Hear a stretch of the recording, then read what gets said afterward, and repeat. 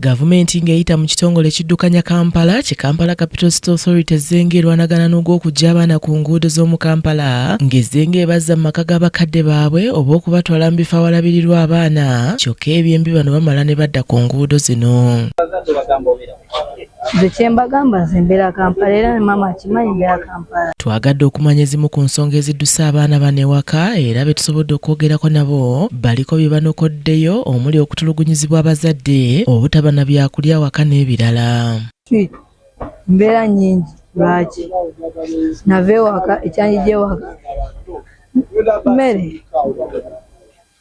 emmere yanjija ewaka mbeera sinungi enjala etuluma twetujja e Kampala okweyiiya ate mutuyina mukwano gwange eyandete ne Kampala yaŋŋamba tene Kampala tiwaliyo ssente osobola okukola ssente neweesuza n'okwesuza naye natuuka eno nendaba embeera eriyo nga mbeera embi era olumu nzirayo ewaka nezaayo nemala nenkomawo segera. Naleetebwa baganda bange era kuno ku Kampala siriiko bwomu.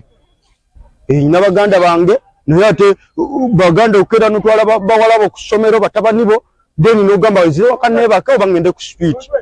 Ku street najjako nina emyaka muka.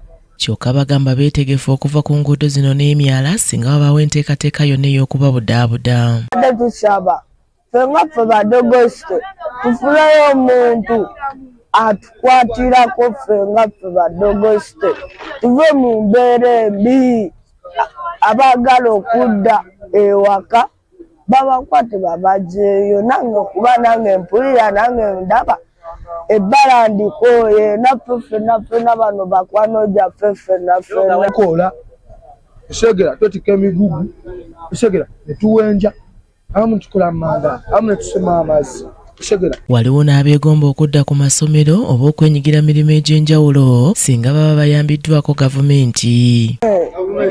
Na gavumenti ng'enkwatiddeko saana ofuna omulimu kuba nina emyaka 16 ondabira wano. Nsobola okukola emirimu nga gavumenti ng'enkwatiddeko.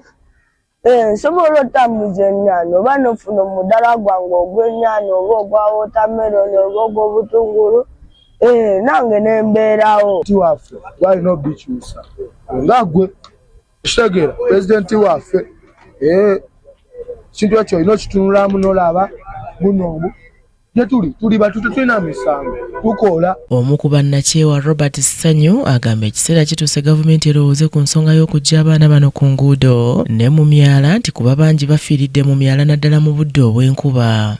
Guno omwala gututta abaana gussa abaana abawerako abalala bagende tutabafuna naye gavumenti omwaka guli gwatwala abaana gwabatta omwaka oguwedde abaana bafudde era tulinze guddemu gutta abalala tulyoke tuguzibe.